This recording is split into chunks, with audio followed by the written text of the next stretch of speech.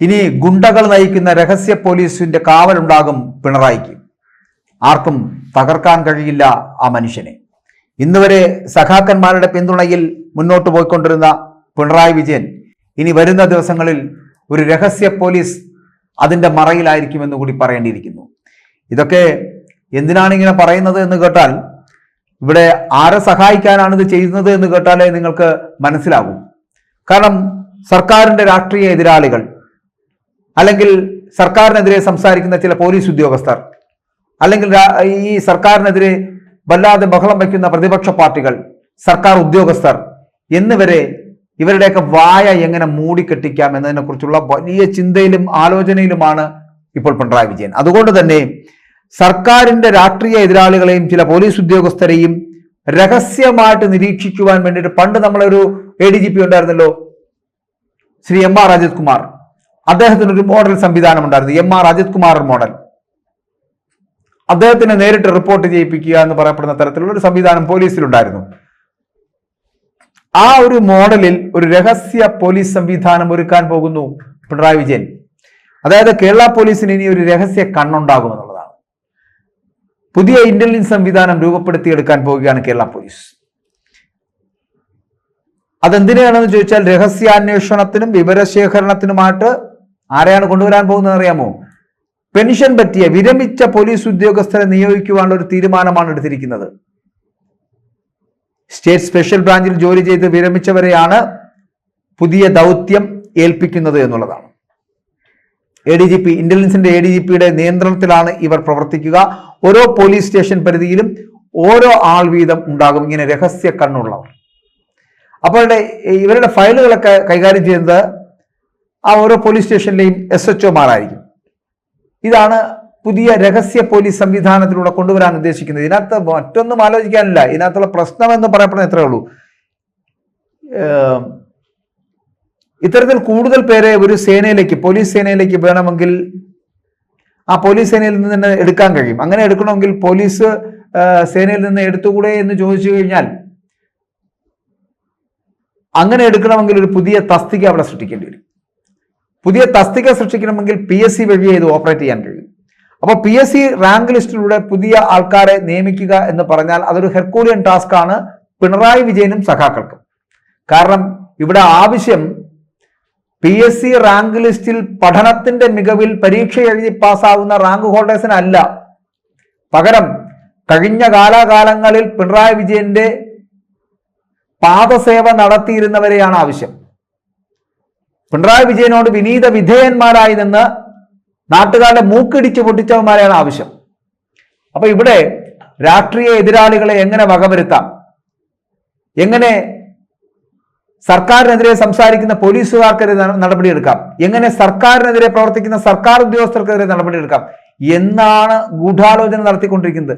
അങ്ങനെ ഉള്ളത് കൊണ്ട് തന്നെ അത്തരത്തിലുള്ള പഴയകാല ഇപ്പോൾ വിരമിക്കാൻ പോകുന്ന, വിരമിച്ചതിന് ശേഷം തൊട്ടടുത്ത ദിവസം അധികാരത്തിലേക്ക് എത്താൻ കഴിയുന്ന തരത്തിലേക്ക് ഇപ്പോഴും കൂറു പുലർത്തുന്ന പിണറായിയോട് വിനീത വിധേയന്മാരായി നിൽക്കുന്ന ആൾക്കാരെ തിരികെ കൊണ്ടുവരുന്നതിന് വേണ്ടിയിട്ടുള്ള ഒരു തന്ത്രമാണ് ഇതെന്ന് പറയേണ്ടിയിരിക്കുന്നു, ഈ രഹസ്യ പോലീസ് സംവിധാനം. അപ്പോ ഞാൻ ആദ്യം പറഞ്ഞ പോലെ ഈ PSC റാങ്ക് ലിസ്റ്റ് വഴി എടുക്കുകയാണെങ്കിൽ അത് നടക്കില്ല. അപ്പോൾ അതിന് പകരം വിരമിച്ചവരെ നിയമിക്കുവാനുള്ള ഒരു നീക്കം, അതായത് പല ഇടത് നേതാക്കളും വിരമിച്ച ശേഷം ശമ്പളം കൊടുക്കുവാൻ അവർക്ക് വേറെ മാർഗമൊന്നുമില്ലാതെ വീട്ടിൽ ചൊറിവുത്തിയിരിക്കുകയാണല്ലോ, അവരെല്ലാം വീണ്ടും തിരിച്ചു പിടിച്ചുകൊണ്ടുവരിക, അവർക്ക് ശമ്പളം കൊടുക്കുവാനുള്ള ഒരു മാർഗമായിട്ട് പുതിയ ഈ രഹസ്യ പോലീസ് സംവിധാനം ഉണ്ടാക്കിയെടുക്കുന്നു. നമുക്കറിയാം CPMന്റെ നിയന്ത്രണത്തിലാണ് ഇപ്പൊ പോലീസിലെ സത്യത്തിൽ സംഘടനാ പ്രവർത്തനം പോലും നടക്കുന്നത്. തലപ്പത്തിരിക്കുന്ന പലരും വിരമിക്കാറുമായി. അപ്പോൾ എന്ത് ചെയ്യണം, ഇവരെല്ലാം വീണ്ടും പോലീസുകാരായി തുടരാൻ അനുവദിക്കുവാനുള്ള നീക്കമായിട്ടാണ് ഇപ്പോൾ ഇതിനെ നമ്മൾ കാണേണ്ടത്. ഓണറേറിയം വ്യവസ്ഥയിലാണ് നിയമനമെങ്കിൽ കൂടിയും പെൻഷൻ തുകയേക്കാൾ വലിയ തുക ഇവർക്ക് ലഭിക്കുകയും ചെയ്യും. ഓണറേറിയ കൊടുക്കുന്നത്, പക്ഷെ വലിയ തുകയാണ് ഓണറേറിയം ആയിട്ട് കൊടുക്കുന്നത്. ഇതിനൊപ്പം എന്താണ്, പോലീസിന്റെ എല്ലാ തരത്തിലുള്ള സൗകര്യങ്ങളും ഇവർക്ക് ഉപയോഗിക്കാൻ കഴിയുമെന്നുള്ള പ്രത്യേകത കൂടി അതിനകത്തുണ്ട്. അപ്പോൾ പെൻഷൻ പറ്റിയാലും പോലീസുകാരന്മാർ പെൻഷൻ ആവുന്നില്ല എന്നുള്ളത് എല്ലാവരും അല്ല കേട്ടോ. പിണറായിയോട് വിനീത വിധേയന്മാരായിട്ട് പാദസേവ ചെയ്തു നിന്ന അത്തരത്തിലുള്ളവർക്ക് മാത്രമേ കഴിയൂ. അങ്ങനെയുള്ളവർക്ക് മാത്രമേ വീണ്ടും ഈ പദവിയിലേക്ക് എത്താൻ കഴിയൂ. സ്പെഷ്യൽ ബ്രാഞ്ച് ACPക്കും ഒപ്പം തന്നെ DYSPമാർക്കാണ് ഈ പറയുന്ന രഹസ്യ കണ്ണുള്ള രഹസ്യ പോലീസുകാർ റിപ്പോർട്ട് നൽകേണ്ടത്.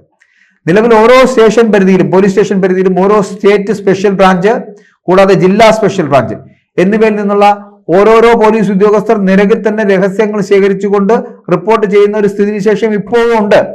ഇതിന് പുറമെയാണ് ഇപ്പോൾ ഇതാ മൂന്നാമതൊരാളെ കൂടി അവിടെ നിയമിക്കാൻ പോകുന്നത്. ആ നിയമിക്കുന്ന ആൾക്ക് ശമ്പളത്തിന് പകരം പോലീസ് വെൽഫെയർ ഫണ്ടിൽ നിന്നുള്ള ഓണറേറിയം നൽകാൻ പോകുന്നു. അപ്പോൾ ഒരു പോലീസ് സ്റ്റേഷനിൽ 2 പേരുണ്ട്. അതായത് ഇപ്പൊ ഞാൻ ആദ്യം പറഞ്ഞ പോലെ ഓരോ സ്റ്റേറ്റ് സ്പെഷ്യൽ ബ്രാഞ്ചിന്റെയും ജില്ലാ സ്പെഷ്യൽ ബ്രാഞ്ചിന്റെയും ഓരോരോ ഉദ്യോഗസ്ഥർ അവിടെ ഉണ്ട് എന്നിരിക്കെ തന്നെയാണ് ഒരു പോലീസ് സ്റ്റേഷനിൽ 2 പേരുള്ളപ്പോൾ മൂന്നാമൻ എന്തിനാണ് എന്നുള്ളതാണ് ഉയരുന്ന ചോദ്യം. അപ്പൊ പോലീസ് രഹസ്യാന്വേഷണം അതീവ രഹസ്യമായിട്ട് നടക്കുന്ന ഒരു കാര്യമാണല്ലോ. അപ്പോൾ ഇതിന്റെ റിപ്പോർട്ട് മുഖ്യമന്ത്രിയിലേക്ക് എത്തുന്നത് തന്നെ ഇന്റലിജൻസിന്റെ മേധാവിയിലൂടെയാണ് മുഖ്യമന്ത്രിയുടെ അടുക്കലേക്ക് എത്തപ്പെടുന്നത്. ഇതിന് പകരം സർക്കാരിന് താല്പര്യമുള്ളവരെ താഴെ തട്ടിൽ നിയമിച്ച് വിവരങ്ങൾ നേരിട്ടെടുക്കുവാനുള്ള നീക്കത്തെയാണ് ഇപ്പൊ പ്രോത്സാഹിപ്പിച്ചുകൊണ്ടിരിക്കുന്നത്. മനസ്സിലായില്ലേ? ഇപ്പൊ നടക്കുന്ന ഈ രഹസ്യ പോലീസ് സംവിധാനം എന്ന് പറയപ്പെടുന്ന സർക്കാർ ഉദ്യോഗസ്ഥർ, ഞാൻ നേരത്തെ പറഞ്ഞ പാദസേവ ചെയ്ത് വിജയന്റെ പാദസേവ ചെയ്ത് നടക്കുന്നവന്മാർക്ക് ഒരവസരം കൂടി കിട്ടുന്നു എന്നുള്ളതാണ്. അങ്ങനെയുള്ള പോലീസുകാരന്മാർ ഇന്ന് ഒട്ടനവധി പേരുണ്ട്.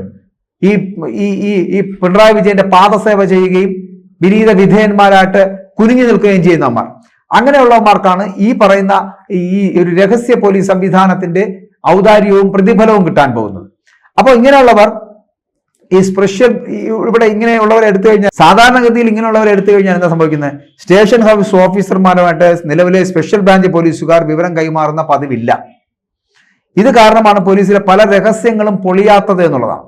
അപ്പൊ പോലീസ് സേനയെ സഹായിക്കുക എന്ന ദൗത്യമാണ് വിരമിച്ച രഹസ്യാന്വേഷണ പോലീസുകാർക്കുള്ളത് എന്നാണ് ഇപ്പോൾ ഉയർത്തുന്ന നിലപാട് എന്ന് പറയപ്പെടുന്നത്. സത്യം പറഞ്ഞാൽ പിണറായിക്ക് ഈ പോലീസിനകത്ത് തന്നെയുള്ള CPM-ന്റെ സഖാക്കന്മാരായിട്ടുള്ള ഗുണ്ടകളുടെ ഒരു കാവൽ, ഒരു രക്ഷാകവചം ഇറക്കുന്നു, അത്രേ ഉള്ളൂ. ഇവിടെ എന്ത് നടക്കുന്നു എന്നുള്ളത് ഇങ്ങനെ വിളിച്ചു പറഞ്ഞു കൊടുക്കുന്ന നാരദന്മാരുടെ പണി പോലത്തെ ഒരു സംവിധാനം, അതാണ് ഇവിടെ നടപ്പിലാക്കാൻ പോകുന്നത്. അപ്പോൾ ഇതിനകത്ത് പറയുന്നത് മറ്റെന്തൊക്കെയാണ്? ക്രമസമാധാന വിഷയങ്ങൾ, രാഷ്ട്രീയ സംഘട്ടന സാധ്യതകൾ, ക്രിമിനൽസിനെ കുറിച്ചുള്ള വിവരങ്ങൾ, വർഗീയ സംഘർഷ സാധ്യതകൾ, തീവ്രവാദ പ്രവർത്തനങ്ങളെക്കുറിച്ചുള്ള അല്ലെങ്കിൽ തീവ്രവാദ പ്രവർത്തകരെ കുറിച്ചുള്ള വിവരങ്ങൾ തുടങ്ങി ക്രമസമാധാന ലംഘനങ്ങൾക്കും എല്ലാ സാധ്യതകളും മുൻകൂട്ടി അറിഞ്ഞുകൊണ്ട് റിപ്പോർട്ട് ചെയ്യുവാനുള്ള ദൗത്യമാണ് ഇവരെ ഏൽപ്പിക്കുന്നത് എന്നുള്ളതാണ്. വലിയ പദ്ധതിയാണ്, വലിയ പദ്ധതി. സ്പെഷ്യൽ ബ്രാഞ്ചും ജില്ലാ സ്പെഷ്യൽ ബ്രാഞ്ചും ഒക്കെ ഉണ്ടായിട്ടും അതൊന്നും പോരാ. പിണറായി ബ്രാഞ്ച് വേണം, പ്രത്യേകിച്ച് പിണറായിയുടെ സ്പെഷ്യൽ പിണറായി ബ്രാഞ്ച്. ആ ബ്രാഞ്ചിൽ നിന്നുള്ള രഹസ്യ പോലീസാണ് സംവിധാനം ഉണ്ടാക്കാൻ പോകുന്നത്. അപ്പോൾ ഈ ഇന്റലിജൻസ് മേധാവിലേക്ക് രഹസ്യങ്ങൾ എത്തുക എന്ന ലക്ഷ്യത്തോടെയാണ് പോലീസിലെ സ്പെഷ്യൽ ബ്രാഞ്ച് പ്രവർത്തിക്കുന്നത്. ജില്ലാ സ്പെഷ്യൽ ബ്രാഞ്ച് എന്ന് പറയപ്പെടുന്നത് എങ്ങനെയാണ്? ജില്ലാ പോലീസ് മേധാവിയെയാണ് കാര്യങ്ങൾ ധരിപ്പിക്കുക എന്നുള്ളത്. ഇങ്ങനെ ഒരു സംവിധാനമുള്ളപ്പോൾ എന്തിനാണ് പുതിയ ഒരു സംവിധാനം എന്നാണ് ഞാൻ ആദ്യം ചോദിച്ചവരെ ഉയരുന്ന ചോദ്യം. അത് നേരത്തെ DGP അറിയാതെ അന്നത്തെ ക്രമസമാധാന ചുമതല ഉണ്ടായിരുന്ന ADGP MR അജിത് കുമാർ പോലീസിൽ രൂപീകരിച്ച ഒരു സമാന്തര ഇന്റലിജൻസ് സംവിധാനം എല്ലാവർക്കും ഓർമ്മയുണ്ടാകുമെന്നുള്ളതാണ്. അത്തരത്തിലുള്ള ഒരു ഇന്റലിജൻസ് സംവിധാനം ഇപ്പൊ പിരിച്ചുവിട്ടിട്ടുണ്ട്. കാരണം MR അജിത് കുമാർ ഇപ്പോൾ ക്രമസമാധാന ചുമതലയുള്ള ADGP അല്ല എന്നതുകൊണ്ട്. അപ്പോൾ അവിടെ സ്റ്റേറ്റ് സ്പെഷ്യൽ ബ്രാഞ്ചും ജില്ലാ സ്പെഷ്യൽ ബ്രാഞ്ചും നിലവിലുള്ളപ്പോഴാണ് തനിക്ക് മാത്രം വിവരങ്ങൾ വളരെ കൃത്യമായി റിപ്പോർട്ട് ചെയ്യാൻ വേണ്ടിയിട്ട് 20 പോലീസ് ജില്ലകളിലായിട്ട് 40 പേരെ അജിത് കുമാർ നോഡൽ ഓഫീസർമാരായിട്ട് നിയമിച്ചത് എന്നുള്ളതാണ്. ജില്ലാ കമാൻഡന്റ് സെന്ററുകളിൽ നിന്നും വിവരങ്ങൾ ADGPയുടെ ഓഫീസിലെ കൺട്രോൾ റൂമിൽ അറിയിക്കാനായിരുന്നു അപ്പോഴത്തെ ഉത്തരവ് എന്ന് പറയുന്നത്. SP-മാരുടെയും കമ്മീഷണർമാരുടെയും ഓഫീസുകളിലാണ് ഈ നോഡൽ ഓഫീസർമാരെ നിയമിച്ചത് എങ്കിലും ഇവരുടെ മേൽ അവർക്ക് ഒന്നും ഉണ്ടായിരുന്നില്ല. പകരം നേരിട്ട് MR അജിത് കുമാറുമായി സംസാരിക്കുവാനുള്ള, കമ്മ്യൂണിക്കേറ്റ് ചെയ്യാനുള്ള ഒരു അവസരവും ഉണ്ടായിരുന്നു. അപ്പൊ ഇങ്ങനെ ഈ 40 പേരിൽ 10 പേര് SI-മാരായിരിക്കും, 5 പേരെന്ന് പറയുന്നത് ASI-മാരായിരിക്കും, ബാക്കിയുള്ളവരെന്ന് പറയപ്പെടുന്നത് സീനിയർ സിവിൽ പോലീസ് ഓഫീസർമാരായിരിക്കും. ക്രമസമാധാന ചുമതലയുള്ള ADGP പദവി അജിത് കുമാർ ഒഴിഞ്ഞതോടുകൂടി പക്ഷേ ഈ ഒരു വിഭാഗമേ അതിനകത്ത് ഇല്ലാതായി, ഈ രഹസ്യാന്വേഷണ വിഭാഗം. സർക്കാരിന്റെ രാഷ്ട്രീയ എതിരാളികളെയും ചില പോലീസ് ഉദ്യോഗസ്ഥരെയും രഹസ്യമായി നിരീക്ഷിക്കുന്നതിന് വേണ്ടിയിട്ടാണ് ഈ സംവിധാനം എന്ന ആക്ഷേപം ഉയരുമ്പോഴും അന്ന് ഞാൻ ഈ പറഞ്ഞ 40 പേരെ ഉപയോഗിച്ചുള്ള അജിത് കുമാറിന്റെ പ്രവർത്തനങ്ങൾ, ആ 40 പേരും അടിയന്തരമായിട്ട് മാതൃ യൂണിറ്റുകളിലേക്ക് മടങ്ങിപ്പോകണമെന്ന് അന്ന് ക്രമസമാധാന ചുമതല ഏറ്റെടുത്ത അന്നത്തെ ADGP മനോജ് എബ്രഹാം, ഇന്നത്തെ ADGP മനോജ് എബ്രഹാം അന്ന് പറഞ്ഞ ഉത്തരവാണ് ബാക്കിയുള്ളവരെല്ലാം ഈ 40 പേർ രഹസ്യാന്വേഷണമായിട്ട് നിന്ന് എനിക്ക് ഉത്തരവ് ചെയ്തു തരണ്ട, അല്ലെങ്കിൽ എനിക്ക് രഹസ്യങ്ങൾ ചോർത്തി തരണ്ട, പകരം നിങ്ങൾ നിങ്ങളുടെ മാതൃ സ്ഥലങ്ങളിലേക്ക് മടങ്ങിപ്പോവുക എന്ന് പറഞ്ഞു. അങ്ങനെ ഈ 40 പേരെയും മാതൃ യൂണിറ്റുകളിലേക്ക് അവർ മടക്കി അയക്കുകയാണ് ചെയ്യപ്പെടുന്നത്. സമാന്തര ഇന്റലിജൻസിനെതിരെ അന്ന് ഈ സംസ്ഥാന പോലീസ് മേധാവിയായിരുന്ന SP, അന്നത്തെ DGP ആയിരുന്ന S. ദർവേഷ് സാഹിബ് ദർവേഷ് സാഹിബ് കടുത്ത പ്രതിഷേധം രേഖപ്പെടുത്തുകയാണ് അത് ചെയ്തത്. കാരണം എന്ന് വെച്ച് കഴിഞ്ഞാൽ ഈ സംവിധാനം പുതിയ തലത്തിൽ അന്ന് DGP ഒന്നും അറിയാറില്ല. ADGP MR അജിത് കുമാർ എല്ലാ കാര്യങ്ങളും പറഞ്ഞ് ഒരു സൂപ്പർ പോലീസ് ചമഞ്ഞ് മുഖ്യമന്ത്രിയുടെ വിശ്വസ്തനായിട്ട് മാറിയിട്ട് ഒരു സൂപ്പർ ADGPയിൽ നിന്ന് സൂപ്പർ DGP ആയിട്ട് മാറുന്ന കാഴ്ച നമ്മൾ കണ്ടതാണ്. അങ്ങനെ അയാളിൽ മാത്രമായിട്ട് എല്ലാ രഹസ്യങ്ങളും അറിയിക്കുന്ന ഒരു സമീപനം സ്വീകരിച്ചതിൽ അന്ന് ദർവേഷ് സാഹിബ് ADGP ആയ ദർവേഷ് സാഹിബ് പ്രതിഷേധം അറിയിക്കുകയും മുഖ്യമന്ത്രി അതിനെതിരെ ആക്ഷൻ എടുക്കാൻ തീരുമാനമെടുക്കുകയും ചെയ്തിരുന്നില്ല എന്നുള്ളതാണ്. എന്നാൽ അതിനുശേഷം MR അജിത് കുമാറിനുമായിട്ട് ബന്ധപ്പെട്ട് വന്ന പലതരത്തിലുള്ള വാർത്തകളും സ്വർണ്ണക്കൊള്ള അടക്കമുള്ള വാർത്തകൾ അതിനുശേഷം ഉണ്ടായപ്പോൾ MR അജിത് കുമാറിനെ ഈ പറയുന്നത് പോലെ അദ്ദേഹത്തിന്റെ പദവിയിൽ നിന്ന് മാറ്റുന്നു. പകരം അവിടെ ക്രമസമാധാന ചുമതലയുള്ള ADGP ആയിട്ട് മനോജ് എബ്രഹാമിനെ കൊണ്ടുവരുന്നു. അതോടുകൂടിയാണ് ഈ 40 അംഗങ്ങളെയും അവരവരുടെ മാതൃ യൂണിറ്റുകളിലേക്ക് പറഞ്ഞു വിടപ്പെടുന്ന ഒരു സ്ഥിതിവിശേഷം ഉണ്ടായത്. അപ്പോൾ ഈ സംവിധാനമാണ് ഇപ്പോൾ ഇതാ പുതിയ തലത്തിൽ പുതിയ രീതിയിൽ അത് തിരിച്ചു കൊണ്ടുവരുന്നത്, രഹസ്യ പോലീസ് എന്ന് പറഞ്ഞുകൊണ്ട്. അപ്പോൾ ഇവിടെ വിരമിച്ച ഉദ്യോഗസ്ഥരെ നിയോഗിച്ച് കൂടുതൽ രാഷ്ട്രീയ താല്പര്യം കൊണ്ട് ഇവരെ എങ്ങനെ മയക്കിയെടുക്കാം, ഒതുക്കിയെടുക്കാം എന്നുള്ളൊരു പ്രതീക്ഷയോടും ലക്ഷ്യത്തോടും കൂടിയാണ് ഈ രഹസ്യ പോലീസ് സംവിധാനം ഒരുക്കിയെടുക്കുന്നത്.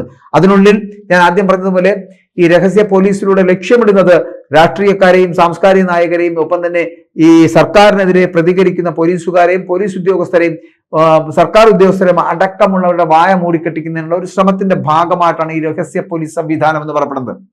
അതുകൊണ്ട് തന്നെ ഈ രഹസ്യ പോലീസ് സംവിധാനം എത്രത്തോളം ഫലം ചെയ്യും, ഗുണം ചെയ്യുമെന്നൊന്നും അറിയാൻ കഴിയില്ല. എന്തായാലും തെരഞ്ഞെടുപ്പ് കാലം കഴിയുന്നതോടുകൂടി ഇനിയും ഒരു തെരഞ്ഞെടുപ്പിൽ വിജയിച്ച് നിയമസഭയിലേക്ക് വീണ്ടും അടുത്ത 5 വർഷവും മുഖ്യമന്ത്രി പിണറായി വിജയൻ ആണ് എന്നുണ്ടെങ്കിൽ ഈ രഹസ്യ പോലീസ് സംവിധാനം കൊഴുത്തു വളരുക തന്നെ ചെയ്യും. കാരണം ഇനിയുള്ള കാലങ്ങളിലും ഞങ്ങൾക്ക് ഭരിക്കണം, ഞങ്ങൾക്ക് തന്നെ ഇവിടെ ഭരണം നിലനിർത്തണമെന്നുള്ള വല്ലാത്ത ആക്രാന്തവും അത്യാഗ്രഹവും ഉള്ളത് കൊണ്ട് തന്നെ ഈ രഹസ്യ പോലീസ് സംവിധാനത്തിന് പാലും പഴവും ഒക്കെ കൊടുത്തിങ്ങനെ വളർത്തി വലുതായിക്കൊണ്ടിരിക്കും. പക്ഷേ ഈ സംവിധാനം എത്രത്തോളം ദുരുപയോഗം ചെയ്യപ്പെടും എന്നുള്ളത് വരും ദിവസങ്ങളിൽ നമുക്ക് മനസ്സിലാക്കാൻ കഴിയും.